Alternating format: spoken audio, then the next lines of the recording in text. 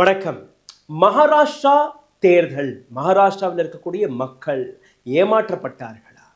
Lok Sabha தேர்தலிலிருந்து assembly தேர்தல் வரை 48 லட்சம் மக்கள் எப்படி புதிய ஓட்டர்ஸாக இணைந்தார்கள்? ஒரு காலகட்டத்தில் இவிஎம் பற்றி நாம் குற்றச்சாட்டுகள் எடுத்து வைத்த அந்த காலம் போய் இன்னைக்கு ஒட்டுமொத்த எலெக்ஷன் கமிஷன் ஆஃப் இந்தியாவே ஒரு அரசியல் கட்சிக்காக மண்டி போட்டு வேலை பார்க்க தொடங்கிவிட்டது என்று நான் கூறினால் நீங்க நம்புவீர்களா? ஆளும் கட்சி, எதிர்கட்சி, இரண்டு பேருமே எதிர்கட்சியாக இருக்கும்போது அவர்கள் எடுத்து வைக்கக்கூடிய குற்றச்சாட்டு இவிஎம் மீது எங்களுக்கு நம்பிக்கை கிடையாது, வாக்குச்சீட்டு முறைப்படிதான் இந்த நாட்டில் தேர்தல் நடக்க வேண்டும் என்கிற இந்த விஷயத்தை 75% மக்கள் நம்பி வருகிறார்கள். அதாவது எங்களுக்கு இவிஎம் தேவையில்லை, ஒரு டிரான்ஸ்பரண்டான முறையில் இந்த நாட்டில் தேர்தல் நடக்க வேண்டும் என்கிற எத்தனையோ கோரிக்கைகள், எத்தனையோ போராட்டங்கள் நடந்தால் கூட, எத்தனையோ கேள்வி குற்றச்சாட்டுகள் வந்தால் கூட இதுவரை யாராலையுமே இவிஎம்மில் தில்லுமுள்ளு நடத்தலாம், நடக்க முடியும் என்கிற ஆதாரபூர்வமான அந்த ஆதாரங்களை யாராலையுமே எடுத்து வைக்க முடியவில்லை. உலக நாடுகள், அமெரிக்கா, ஜெர்மனி, ஜப்பான் போன்ற நாடுகள் அவர்கள் இவிஎம்ஐ அடாப்ட் செய்தால் கூட ஒரு சில வருடங்களிலேயே இது சரியான முறை கிடையாது என்று அதை விட்டு திரும்ப வாக்குச்சீட்டு முறைப்படிதான் அங்க இன்னைக்கும் தேர்தல் நடந்து வருகிறது. அப்போ மக்கள் எந்த கேள்வியை கேட்கிறார்களோ அதே மக்கள் இன்னைக்கு ஏமாற்றம் அடைந்திருக்கிறார்கள் என்கிற அந்த உண்மையை உங்களுக்கு முன்பு எடுத்து வைக்க இருக்கிறேன். உதாரணம், மகாராஷ்டிரா மட்டுமல்ல, மகாராஷ்டிரா போன்று ஆந்திரா, அதே போன்று இன்னும் 3 மாநிலங்கள். வரக்கூடிய டெல்லி தேர்தலில் இதே போன்ற தேர்தல் தில்லுமுள்ளுக்கள் நடக்க முடியுமா? வரக்கூடிய தமிழ்நாட்டு தேர்தலில் 2026ஆம் ஆண்டு பிஜேபியால் சாசனத்தை பிடிக்க முடியுமா? டெல்லியில் அவர்களால் சாசனத்தை அமைக்க முடியுமா என்கிற மிக முக்கியமான கேள்வி இந்த பதிவில் நீங்க பார்க்க போறீர்கள். ஆதாரபூர்வமாக எலெக்ஷன் கமிஷன் ஆஃப் இந்தியா வெளிவிட்ட டேட்டா வழியாக உங்களுக்கு பல ஆதாரங்களை கொண்டு வந்திருக்கிறேன். இது இவிஎம் மீது குற்றச்சாட்டு கிடையாது, இந்த நாட்டில் இருக்கக்கூடிய தேர்தல் ஆணையத்தின் மீது எழும்பக்கூடிய ஒரு மிக பெரிய குற்றச்சாட்டு மற்றும் எக்ஸ்போஷர். என் கையில் இருக்கக்கூடிய இந்த புத்தகம் த கான்ஸ்டிடியூஷன் ஆஃப் இந்தியா, இந்த நாட்டிற்கு இண்டிபெண்டன்ஸ் கிடைத்து அதற்கு பின்பு இந்த நாட்டிற்கு ஜனநாயகம் கிடைத்து 75 ஆண்டுகள் ஆகிவிட்டது. 1950ஆம் ஆண்டு இந்த கான்ஸ்டிடியூஷனை நாம் தன் கையில் எடுத்தோம். அதே நாள் இந்த நாட்டில் இன்னொரு கான்ஸ்டிடியூஷனல் பாடியும் உருவானது, தேர்தல் ஆணையம். இந்த நாட்டிற்கக்கூடிய மக்களுக்கு கிடைத்த அந்த ஓட்டுரிமையின் பிறந்த நாளை 2 நாட்களுக்கு முன்பு நாம் கொண்டாடினோம். ஓட்டர்ஸ் இந்த நாட்டிற்கக்கூடிய உயிர் நாடி, அவர்கள் கையில் தான் இந்த நாட்டு அரசாங்கம் இருக்கிறது. ஆனால் மகாராஷ்டிராவில் இருக்கக்கூடிய மக்கள் ஏமாற்றம் அடைந்திருக்கிறார்கள். அதை நான் இன்னைக்கு எக்ஸ்போஸ் செய்ய போகிறேன். இந்த வீடியோவில் உங்களை கூட்டிச் செல்வதற்கு முன்பு ஒரு சிறிய கோரிக்கை. எங்களுடைய வீடியோக்களை, எங்களுடைய சேனலை தொடர்ந்து முடக்கி வருகிறார்கள்.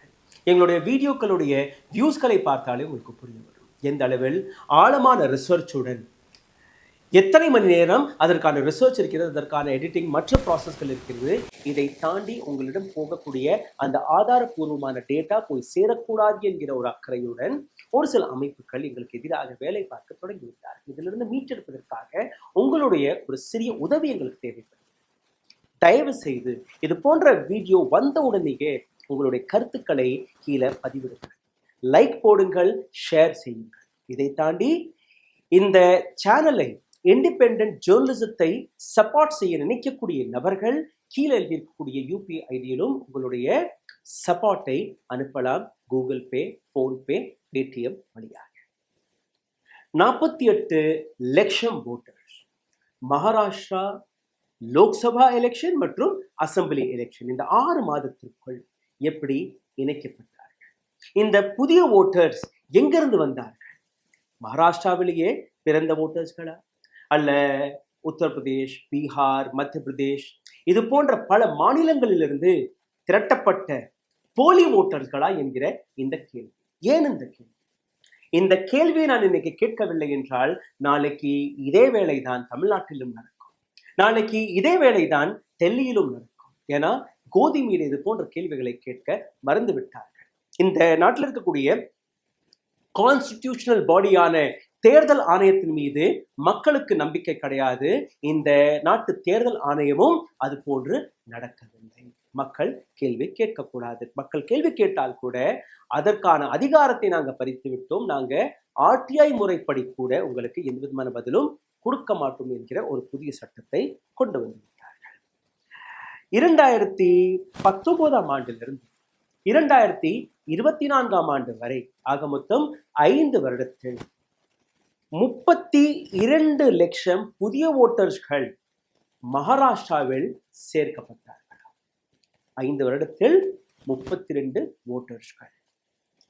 இதே 6 மாதத்தில் between Lok Sabha election and assembly election, அந்த 6 மாதத்தில் நீங்க பார்த்தீர்கள்னா 48 ஓட்டர்ஸ் எப்படி வந்தார்கள்? ஒரு மிகப்பெரிய கேள்வி. சரி, இது மட்டுமல்ல, இந்த டேட்டாவை நான் வீட்டில் டைப் அடிச்சு கொண்டுட்டு வரேன். நீங்க தேர்தல் ஆணையத்துடைய வெப்சைட்டில் போய் பாருங்கள், உங்களுக்கு இந்த அனைத்து டேட்டாவையும் கிடைக்கும். சரி, இதே நரேந்திர மோடி அவர்களுடைய ஹெல்த் மினிஸ்ட்ரி அவர்களுடைய டேட்டாவையும் நாங்கள் அலசிப்போம். இந்த டேட்டா முறைப்படி நீங்க பார்த்தீர்கள்னா 18 வயது அண்ட் அபவ், அதாவது அடல்ட் ஜெனரேஷன், அடல்ட் பாப்புலேஷன், 18 வயதிற்கு மேல இருக்கக்கூடிய நபர்களுடைய மொத்த எண்ணிக்கை மகாராஷ்டிராவில் 9,54,00,000. ஆனால் தேர்தல் ஆணையத்துடைய டேட்டாவை பார்க்கிறீர்களா? தேர்தல் ஆணையத்தில் ஓட்டர்களுடைய எண்ணிக்கை, 18 வயதிற்கு மேற்பட்ட மக்களுடைய எண்ணிக்கை 9,70,00,000 மேல். அதாவது கிட்டத்தட்ட 26 லட்சம் ஓட்டர்ஸ் எப்படி அதிகமாக இருக்கலாம்? மக்கள் தொகையே 9,54,00,000 இருக்கும் போது எப்படி ஓட்டர்ஸ் மட்டும் 9,70,00,000 இருக்கலாம்? இது முதல் கேள்வி. இரண்டாவதாக நீங்க பார்த்தீர்கள்னா, தொடக்கத்திலே கூறியபடி அந்த 48 லட்சம் ஓட்டர்ஸ் எங்கிருந்து வந்தார்கள், அதற்கான எக்ஸ்போஷரையும் நான் உங்களுக்கு இருக்காங்க. இந்த ஒட்டுமொத்த, அதாவது மகாராஷ்டிராவில் இருக்கக்கூடிய மக்கள் எப்படியெல்லாம் ஏமாற்றப்பட்டிருக்கிறார்கள். இந்த 48 லட்சம் ஓட்டர்ஸ் யாருக்கு ஓட்டளித்தார்கள் என்று நீங்க பார்த்தீர்கள்னா, மகா யூதி, அதாவது பிஜேபியுடன் கை கோர்த்து அந்த கூட்டணியாக இருக்கக்கூடிய ஷிண்டே குரூப் ஆஃப் சிவசேனா, பிஜேபி, இந்த அலையன்ஸ், அஜித் பவாருடைய அலையன்ஸ், இவர்களுடைய புதிய அரசாங்கத்திற்கு தான் இந்த அனைத்து நபர்களுமே போட்டிருக்கிறார்கள் என்கிற அந்த விஷயத்தையும் நான் உங்களுக்கு ஆதாரத்துடன் எப்படி லோக்சபா தேர்தலில் இருந்து விதான்சபா தேர்தல், அதாவது அசம்பிளி எலெக்ஷன் வரை இந்த புதிய அலையன்ஸிற்கு கிடைத்த அதிக ஓட்டுகள் நீங்க பார்த்தீங்கன்னா 72 லட்சம் ஓட்டர்ஸ்கள். புதிய ஓட்டர்ஸ்களோ 48 லட்சம். இப்போ இந்த அனலைஸை செய்து பார்க்கும்போது, அதாவது லோக்சபா தேர்தலுடைய அந்த ஓட்டர்ஸ்களை அனலைஸ் செய்து பார்க்கும்போது, மகா விகாஸ் அகாடி, அதாவது சிவசேனா, சரத் பவார் அண்ட் காங்கிரஸ், இந்த கூட்டணிக்கு கிடைத்த ஓட்டிலிருந்து, அதாவது ஷிஃப்டான ஓட்டுகள் நீங்க பார்த்தீங்கன்னா வெறும் 24 லட்சம் ஓட்டுகள் அங்கிருந்து இந்த பக்கம் ஷிஃப்ட் ஆன. அப்போ பேலன்ஸ் 48 லேக் ஓட்ஸ்ங்கிறது 72 லட்சம் ஓட்டுல இந்த 24 லட்சம் ஓட்டுகளை கழித்து 48 லட்சம் ஓட்டுகள். மேஜிக் ஃபிகர் புரிகிறதா? எங்கிருந்து வந்தார்கள் புரிகிறதா? இதற்கான ஆதாரத்தை உங்களுக்கு காங்கிரஸ் உடைய ஒரு சீனியர் லீடர் அவர் போட்டியிட்டிருக்கிறார். பிரதிபா என்கிற ஷிரடி சாய்பாபா அந்த டிஸ்ட்ரிக்ட், அந்த கான்ஸ்டிடியூஷன். அங்க ஒரு சில தெரியாத நபர்களை, ஏன்னா அந்த கிராமத்தில் நீங்க பார்த்தீங்கன்னா 5000 இருந்து 7000 ஓட்டர்கள் மட்டும். லோனி வில்லேஜ் இன் ஷிரடி. இந்த காங்கிரஸ் கேண்டிடேட் அங்க போய், யாருப்பா நீங்க, எப்படி இங்க ஓட்டு ரெஜிஸ்டர் செஞ்சீங்க? அதெல்லாம் எங்களுக்கு தெரியாது மேடம். சரி, உங்கள்ட்ட ஆதார் கார்டு இருக்கா? அதெல்லாம் எங்களுக்கு தெரியாது மேடம். ஓட்டர்ஸ் ஐடி இருக்கா? ஆமாம்மா இருக்கு. எப்படி, ரேஷன் கார்டு இருக்கா? எந்த ஊரு நீங்க? அப்போ அந்த நபர்கள் கொடுத்த பதில், நாங்க இந்த ஊர் கிடையாது, நாங்க வெளியூர்ல இருந்து கொண்டு வரப்பட்டிருக்கிறோம். யார் கொண்டுட்டு வர? பிஜேபியின் தலைவர்கள் எங்களை இங்கே ஓட்டு போடுவதற்காக கொண்டு வந்திருக்கிறார். அந்த கிராமத்துடைய மொத்த ஓட்டு வெறும் 5000 இருந்து 7000 ஓட்டுகள் மட்டும். அப்போ இது போன்ற ஒரு சிறிய கிராமத்தில் கூட அங்க 500 600 ஓட்டர்ஸ் வெளியிலிருந்து வரும்போது அங்க அவர்களை ரெஜிஸ்டர் செய்ய வைத்து அந்த இடத்தில் அவர்களை ஓட்டு போட வைத்தீர்கள்னா அப்போ இந்த தில்லுமுள்ளு சரியாக இருக்கிறதா? டெல்லி தேர்தல் ஆம் ஆத்மி கட்சி வெளிவிட்ட ஒரு பட்டியல். ஒவ்வொரு பிஜேபி லீடருடைய ரெசிடென்சியல், அவர்களுடைய வீட்டு அட்ரஸ்கள் 40 ஓட்டு, 30 ஓட்டு, 25 ஓட்டு, 17 ஓட்டு. புதிய ஓட்டர்ஸ்கள், பழைய ஓட்டர்ஸ்கள் கிடையாது. அவர்கள் குழந்தைகளை பெற்றுட்டார்களா, இல்லை ஊர்ல இருந்து கூப்பிட்டு வந்தார்களா? எப்படி இந்த ஓட்டர்ஸ்கள், எப்படி இந்த கணக்கு ஏறுகிறது? இதற்கான ஆதாரங்கள் என்ன? என்ன வெரிஃபிகேஷன் செய்தீர்கள்? ஆதார் கார்டு எப்படி அவர்கள் செய்தார்கள்? இதை தாண்டி அவர்களுடைய ஐடென்டிபிகேஷன் என்ன? இங்கதான் பிறந்தார்களா, இங்கதான் இருக்கிறார்களா? ஒருத்தர் 2 பேர் மைக்ரேட் ஆகுது, அது ஓகே. பட் லட்சக்கணக்கில் 48 லட்சம் அவர்கள் 5 வருடத்தில் 32 லட்சம், 6 மாதத்தில் 48 லட்சம். இது எப்படி? இப்போ இந்த ஒட்டுமொத்த விஷயத்தை நீங்க பார்த்தீர்கள்னா இன்னொரு ஆங்கிளில் நீங்க பாருங்க.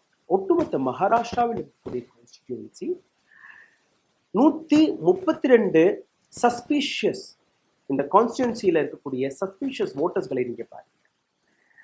132 கான்ஸ்டிடியூன்சியில் வெறும் 25,000 ஓட்டர்ஸ்கள் மட்டும்தான் சேர்க்கப்பட்டார்கள் லோக்சபா தேர்தல். Just 25,000 new voters among 132 constituencies. இந்த தேர்தலும் போது நீங்க பார்த்தீர்களா, லோக்சபா தேர்தலில் அவர்களுக்கு பிஜேபிக்கு கிடைத்தது வெறும் 62 சீட்டுகள் மட்டும்தான். பிஜேபி, அதாவது மகாயுத்தி அகாடாவிற்கு, மகாயுத்தி இந்த கூட்டணி. அதுல இருந்து ஒரு 6 மாதம் அசம்பிளி எலெக்ஷன் மகாராஷ்டிரா. இப்போ இந்த 132 கான்ஸ்டிடுவன்சில 90% யாருக்கு போகிறது? மகாயுத்தி. எங்க இருந்து போகிறது? காரணம், இந்த 48 லட்சம் ஓட்டர்ஸ்கள் அதிகரித்தார்கள் இல்லையா, இவர்கள் எல்லாம் இங்கே தான் ஓட்டு போட்டிருக்கிறார்கள். 2019 ஆண்டிலிருந்து 2024 ஆண்டு வரை நடந்த தில்லுமுள்ளுக்களை நீங்க பார்த்தீர்கள். இதற்கு பின்பு இந்த 6 மாதத்தில் நடந்த தில்லுமுள்ளுக்களை நீங்க பார்த்தீர்கள். தேர்தல் ஆணையம் இந்த கேள்வியை கேட்டபோது இன்னைக்கு வரை அமைதி. தேர்தல் ஆணையம் எதற்காக எந்த விதமான பதிலையும் கொடுக்கவில்லை என்கிற இந்த கேள்வி வருது. சரி, இப்போ இன்னொரு பகுதியை நீங்க பாருங்க. 4 மாநிலங்கள், மகாராஷ்டிராவை நீங்க பார்த்தீர்கள். இப்ப அடுத்த 4 மாநிலங்களை எடுத்துக்காங்க. ஆந்திர பிரதேஷ், அருணாச்சல் பிரதேஷ், சிக்கிம் மற்றும் ஒடிசா. இந்த 4 மாநிலங்களில் 89 அடிஷனல் ஓட்டர்ஸ், அதாவது லோக்சபா தேர்தலுக்கு அவர்கள் ஓட்டு போட்டிருக்கிறார்கள். அங்க நடந்த அசம்பிளி தேர்தலில் ஓட்டு போட்டார்கள். இந்த 4 மாநிலங்களில் நீங்க பார்த்தீர்கள்னா ஒரே நாளில் Vidhan Sabha and Lok Sabha, assembly and MP election, MLA election and MP election ரெண்டுக்குமே ஒரே நாளில் எலெக்ஷன் நடந்தது. இந்த எம்எல்ஏ எம்பி 2 பேருமே தேர்வு செய்வதற்காக ஒரே ஓட்டு பூத், இந்த பக்கம் ஒரு இவிஎம், அந்த பக்கம் ஒரு இவிஎம். நீங்க எம்பி எலெக்ஷனுக்கு ஓட்டு அனுப்புவீங்க, அதே மாதிரி நீங்க எம்எல்ஏ எலெக்ஷனுக்கும் ஓட்டு போடுவீங்க. அப்போ எப்படி இது சாத்தியமாகும்? 89,000 நபர்கள் வெறும் லோக்சபாவிற்கு மட்டும் பட்டம் இருக்கிறார்கள், ஆனால் அசம்பிளி எலெக்ஷனுக்கு அவர்கள் ஓட்டு போடவே இல்லையா? சாத்தியப்படுமா? உண்மையா பொய்யான்னு நீங்க எதில் பாருங்க. இப்போ இதுல இன்னொரு ஆங்கிளை நான் உங்களுக்கு எடுத்து காட்டுகிறேன். ஒடிசா, ஆந்திரா, சிக்கிம், இந்த 3 மாநிலங்களில் மிஸ்மேட்ச் ஆன அந்த ஓட்டு எண்ணிக்கை 81,960. இதை இன்னும் எலாபரேட் எடுத்து காட்டணும்னா, இவிஎம்ல நடந்த கடுபடி, அதாவது அதிகமாக போடப்பட்ட ஓட்டுடைய எண்ணிக்கை 63,380. பேலட், அதாவது போஸ்டல் பேலட் வழியாக வரக்கூடிய ஓட்டு எண்ணிக்கை, அதிகமாக போடப்பட்ட ஓட்டு 18,520. இந்த 81,916 ஓட்டுகளுக்கான எந்த விதமான கேள்வி, எந்த விதமான பதில், எந்த விதமான இன்ஃபர்மேஷனும் கிடையாது. இதுவரை எலெக்ஷன் தேர்தல் ஆணையம் இதற்கான பதிலை கொடுக்கவில்லை. ஆந்திர பிரதேசத்தில் இருக்கக்கூடிய ஹிந்துப்பூர் லோக்சபா கான்ஸ்டிடியூன்சி. இதை ஒரு எக்ஸாம்பிளாக எடுத்து காட்டுகிறேன். ஹிந்துபூர் கான்ஸ்டிடியூன்சியில் லோக்சபா தேர்தலும் போது இவிஎம்ல பதிவிட்ட ஓட்டுகள் 13,96,687 ஓட்டுகள். எல்லா நம்பர் உங்களுக்கு இங்கே டிஸ்பிளேல தெரிகிறது, நீங்க கணக்கு போட்டு பார்க்கலாம். இதே அசம்பிளி எலெக்ஷனில், அதாவது ஒரு பக்கம் இவிஎம் மிஷின் லோக்சபா எலெக்ஷனுக்கு, இன்னொரு பக்கம் இவிஎம் மிஷின் அசம்பிளி எலெக்ஷன். இப்போ இதை பற்றியும் நான் உங்களுக்கு புரிய வைக்கிறேன். பட் இதை நீங்க பாருங்க.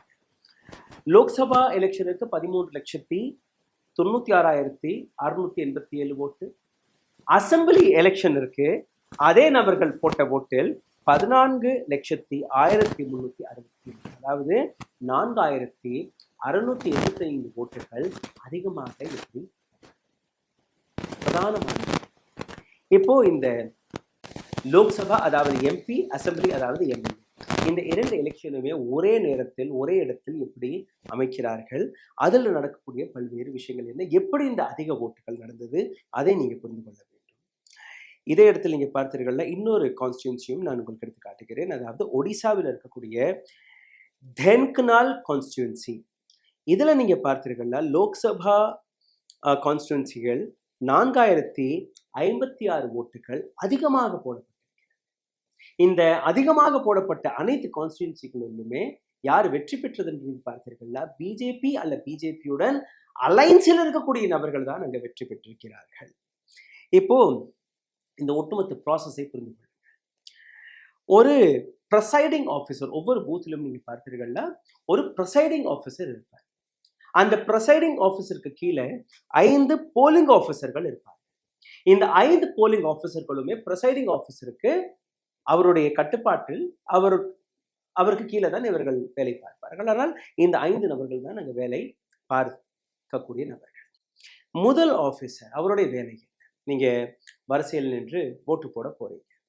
அப்ப அந்த முதல் ஆஃபீஸர் என்ன பண்றாருன்னா, உங்க கையில் இருக்கக்கூடிய அந்த ஓட்டர்ஸ் ஐடியை வெரிஃபை செய்கிறார். நீங்க தான் இந்த நபரா, உங்களுடைய ஓட்டு இந்த கார்டில் இருக்கக்கூடிய பேர் எல்லாமே மேட்ச் ஆகுதுதா, அங்க இருக்கக்கூடிய ஏஜென்ட்ஸ் எல்லாம் கேட்பாங்க, ஆமா இவர் தான், சரி ஓகே. அந்த வெரிஃபிகேஷன் நடந்ததுக்கு அப்புறம் அவர் உங்களை போலிங் பூத்துக்குள்ள அனுப்புறாரு, போங்க நீங்க ஓட்டு போடலாம். இப்ப ரெண்டாவது நபர், ரெண்டாவது போலிங் ஆஃபீஸர், அவருடைய வேலை ஓட்டரை ரெஜிஸ்டர் செய்வது. ஓகே, நீங்க கார்டு எடுத்துட்டு வந்திருக்கீங்களா, நான் உங்களுடைய அந்த இங்க், உங்க ஃபிங்கர்ல இங்க் போடுறாரு இல்லையா, நீங்க தான் சரியான நபர், நீங்க ஓட்டு போடலாம், அங்கீகரிக்கிறார், அந்த ஓட்டு போடுறதுக்கு பர்மிஷனை கொடுக்கிறார். அவர் தான் ஃபார்ம் 17A, அதையும் அவர் ஃபில் செய்கிறார். இது அவருடைய பொறுப்பு. மூன்றாவது போலிங் ஆஃபீஸர், இவருடைய வேலை என்ன?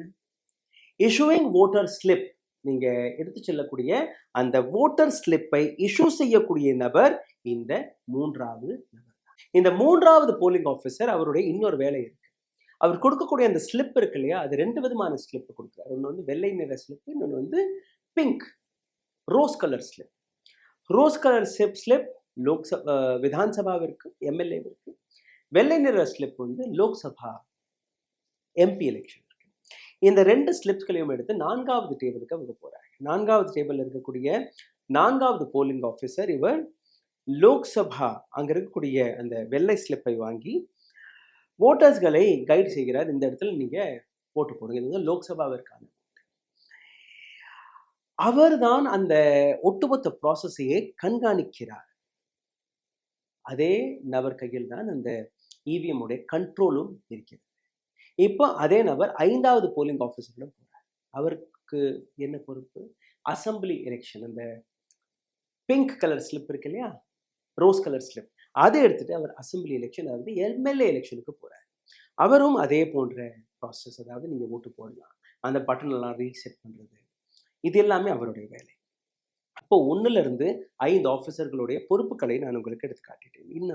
இன்னொரு விஷயம் நீங்க பார்த்தீர்கள், இந்த 4, 5, 4th and 5th polling officer, இவங்களுடைய வேலை 1 மணி நேரத்திற்கு ஒரு முறை டாலி செய்து எத்தனை ஓட்டர்ஸ் இந்த பூத்தில் ஓட்டு போட்டிருக்கிறார்கள், ஃபார்ம் 17இல் என்ன எழுதப்பட்டிருக்கிறது, ஆண்கள் எத்தனை பெண்கள் எத்தனை, இந்த அனைத்தையுமே கணக்கு போட்டு வெளியே இன்ஃபர்மேஷன் கொடுப்பது, அந்த பொறுப்பு, அந்த ரெஜிஸ்டர், அந்த ரெக்கார்ட் எடுத்து வைப்பது, இது இவர்களுடைய பொறுப்பு. 4th and 5th polling officer.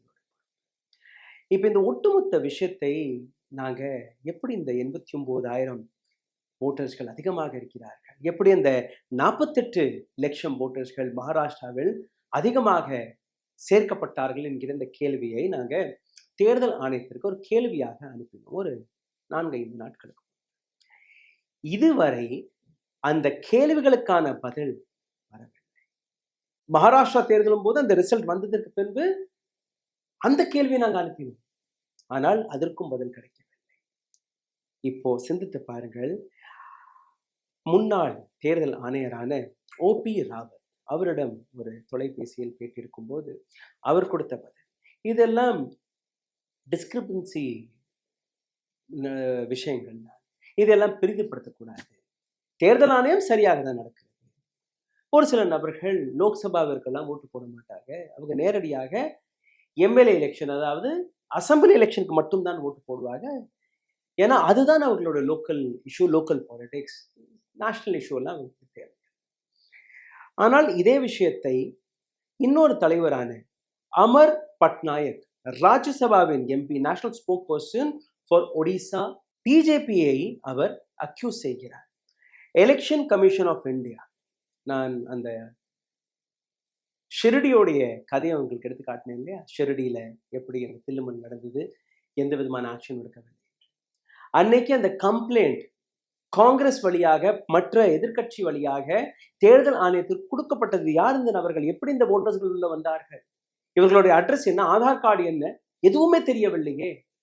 ஆனால் அன்னைக்கும் தேர்தல் ஆணையம் அமைதியாக இருந்தது. அதே போன்றுதான் இவர் எடுத்து வைக்கக்கூடிய குற்றச்சாட்டு. ஒரு ஓட்டாக இருந்தால் கூட the election commission must ensure the transparency sure. How can it be that in Odisha the total votes cast in Lok Sabha and assembly election don't match?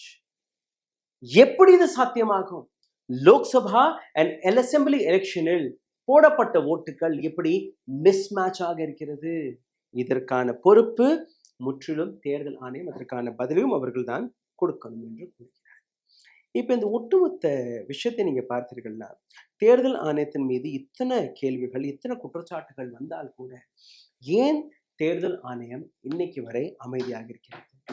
எப்படி மகாராஷ்டிராவில் திடீர் என்று 48 லட்சம் புதிய ஓட்டர்ஸ்கள் முளைத்தார்களோ, அதே போன்று ஏன் டெல்லியில் முளைக்க மாட்டார்கள், ஏன் பீகாரில் முளைக்க மாட்டார்கள், ஏன் தமிழ்நாட்டில் முளைக்க மாட்டார்கள், ஏன் தமிழ்நாட்டில் பிஜேபியால் இந்த வழியாக ஆட்சியை பிடிக்க முடியாது, ஆட்சியை பிடிக்க முடியவில்லை என்றால் கூட ஏன் ஒரு மிகப்பெரிய இம்பாக்டை கிரியேட் செய்ய முடியாது?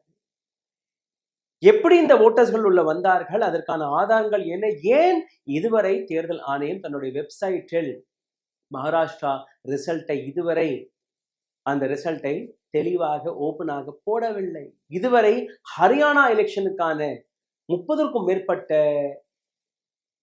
தோர்த்து போன தலைவர்கள் ஆதாரப்பூர்வமாக பல கேள்விகளுடன் தேர்தல் ஆணையத்திற்கு கடிதங்களை எழுதினார்கள். இதுவரை அவர்களுக்கும் நீங்க எந்த பதிலும் கொடுக்கவில்லை. மக்கள் தேர்தலில் நடக்கக்கூடிய ஒவ்வொரு கடுபடி, ஒவ்வொரு தில்லுமுள்ளுக்கும் தேர்தல் ஆணையத்திடம் கேள்வி கேட்டிருக்கலாம். கேள்விக்கு பதில் தேர்தல் ஆணையம் கட்டாயமாக கொடுத்தே தீர வேண்டும் என்கிற அந்த பழைய சட்டத்தை மாற்றி இப்போ புதிய சட்டத்தில் நீங்க எந்த விதமான கேள்வியும் கேட்கக்கூடாது, எந்த விதமான பதிலும் நாங்க கொடுக்க கட்டாயப்பட மாட்டோம். இது எங்களுடைய புதிய சட்டம். இப்ப புரிந்து கொள்ளுங்கள், தேர்தலில் இருக்கக்கூடிய இவிஎம் இப்போ கேள்வி கிடையாது. ஒட்டுமொத்த தேர்தல் ஆணையம், ஒட்டுமொத்த எலெக்ஷன் ப்ராசஸ், எலெக்ஷன் சிஸ்டம், அந்த முறை. இந்த வீடியோவை எதிர்காலத்திற்கு எச்சரிக்கையாக பார்த்துக் கொள்ளுங்கள். இந்த நாட்டுடைய கான்ஸ்டிடியூஷனை காப்பாற்றுவதற்கு, டெமோக்ரஸியை காப்பாற்றுவதற்கு நீங்க இந்த வீடியோவை பகிர்ந்தே தீர வேண்டும். நன்றி.